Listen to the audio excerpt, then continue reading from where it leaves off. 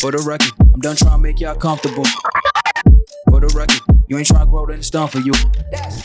For the record, lab on me going all the way. For the record, ain't trying to link, no time to waste. For the record, for the record, for the record, for the record, for the record, for the record. Let's can we start it off with your Raiders? Because I know you got more than enough content. Yes, man. How about them Raiders? Raiders. They thought I was gonna be silent, man. They really thought that loss or whatever was gonna happen. Before we get into the Raiders, I think something's wrong. You out of uniform. What you talking about? You out of uniform, man. I don't know what you're talking about. You out of uniform.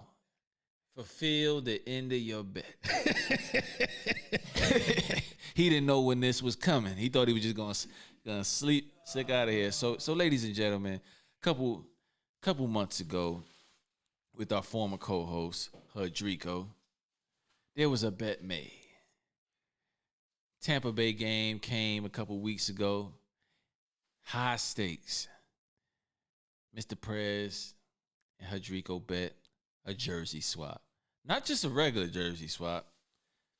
A decent jersey. You had to go on Nike.com, Fanatics.com, and you had to find you a decent jersey of that quarterback of that team, and you had to rock it, take a picture, show some love. You know what I mean? So, without further ado, I got my man Prez. He coming back to the mic.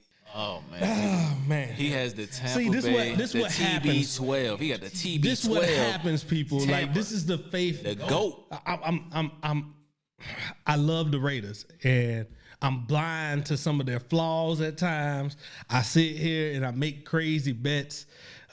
This is what you have to do sometimes. So, hey, I kept upping the stakes with the guy who was playing Tampa Bay. I really, really, really, really thought we was going to be rounding that curve, and actually, definitely after we won against Kansas City the first time, I was like, oh yeah, we got this Tampa Bay game. We can beat Super Bowl champs. Who are these other guys, these wannabes over here? But lo and behold, y'all watch the game. Y'all see how they did it. So I'm stuck here. For this segment, got a Tom Brady did us dirty over here. So, hey, I can't say nothing bad about him. Hey, this is me. Contractually obligated. All right, let me get into what happened this time when we met the Chiefs. So, if y'all watched the preview from last week, I was saying, like, hey, we already had the game plan. We got them kind of shook. And lo and behold, I believe that was very, very true. Like, because much as they don't want to admit, this rivalry is back. Even with our defense as bad as it was or has been, we can get up to the Kansas City game. And we definitely played a little bit better. And I think if we had a couple of our pieces back, I think are y'all done talking about Corey Littleton now? Or do y'all see how he can still be beneficial to this team? If we can just, pop him in and not. I mean, Kelsey went off on this game right here. I mean, I felt like we worked that a little bit better than the first game. And then Cleveland Farrell. I know a lot of people talk about Cleveland Farrell, but that run wasn't as strong when Cleveland Farrell was up in there. I think John Gruden, Paul Gunther, they kind of know what they're doing. We stuck with Paul Gunther to the end of this season. So at least before they're going to actually make a change on that. But he may have these players actually starting to buy in. And that's what it's starting to look like. I mean, Heath is out there getting interception. We got another interception this game. A lot of people going to say, hey, the Raiders, like, we lost. You should be feeling bad. I don't. We went against the Super Bowl champs and we held our own, man. We took it down to the end. Like, and the way they played this game is nothing like they played last game. So for the past couple of years, we've been building, trying to stop the Chiefs. But lo and behold, they still our game plan. They slow down the clock. They doing the dinking and dunking, the quick passes out and stuff like this to hide a lot of their flaws. Because Mahomes, as much as everybody want to say, oh, he's the next coming and all this, like he's great. He's great. He's great. But if he can be his own downfall at times. Yeah, he thinks he can make every throw on the play, field, and there you go. And he can. And he can. It's just how you force him into. That's what I'm saying. We can force him inopportune into situations where he can throw errant throws or something like this.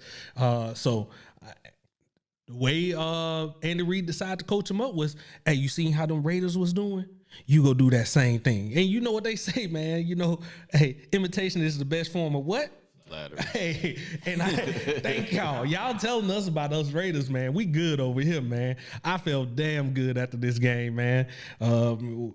Would have loved to have that win. Love to have that win. Derek Carr went out there and put everything out there. People gonna say, "Oh, he actually had a better game than him." To be honest with you, yeah. As far, I mean, it was slightly if you looking at QBR and just he played a better game. He played a better game. I feel like he did too. And then like people gonna say about Jonathan Abram being out of place on that. And he was. That Kelce. Yes, he was. He's still kind of like a rookie in the sense on that right there.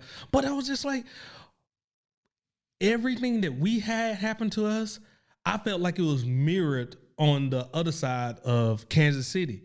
Like we played a dead even game. Y'all not. If you watch the game, you seen they did the same thing when Darren Waller got his touchdown. It was like in the middle with nobody on him. He was wide open. If he had dropped that, I think I would have cried. But it was the same thing that Kelce was like later on in the game. Like we are starting to marry up and like get in sync or be on the same trajectory as these Super Bowl winning Kansas City Chiefs. We split it with a 1-1. As much as they don't want to admit and say that, hey, it's not a rivalry or we still y'all lucked up. Obviously, it wasn't luck at this point. You go back and watch that game last night, you cannot say that was luck. We played a hard game. We gonna take y'all to the edges every single time, and I guarantee y'all don't want to see us in these playoffs. If y'all think that y'all good enough now and y'all can just blow past the Raiders, see us in these playoffs. All right. But that's the thing, though. You got to make the playoffs. Now, you are on the back half of your schedule. The rest of the games, you're supposed to win. You probably have a tough game, and I'm not looking at the – let me pull it up real quick. But what I will say before that is you're on the back half of your schedule. It's not as hard, and you knew that you guys were going to – you needed this game to actually potentially win the division, which is probably not going to happen at this point. So you guys are going to probably come in at that 6th, 7th seed at this point with the way the records are looking across the AFC. How are you guys going to control your own destiny these next couple games? Like, do you see any potential games where you guys fall asleep at the wheel, or how do you guys come back from this? Because again, you guys are on the right path. However, it's the little things now at this point. It's the attention to detail in the big moments where you do have a Patrick Mahomes. He got 2 minutes left. We got to get a stop, and that to be that wide open, rookie or not, is one of those things that's inexcusable. Like they have to earn that touchdown. They can't be. Oh yeah. Like I agree. I was just saying like the similarities that we had. Like he was out of place. He shouldn't be like they don't need to win as much as we needed that win. So we should have went out there with a different type of mentality. And like we kind of played perfect ball, which we had already kind of messed up with the drop balls. Like I know everybody's going to go jump on a Nelson Aguilar ball because of the meme or whatever thing that's out there. That could be the as video hard, is as like, tough as turnovers too. But I mean, Ingold dropped some. Waller dropped one, and then now you had Aguilar that dropped them too. And in these games, who dropped? Nelson Aguilar. That's former Philadelphia Eagle. Yeah.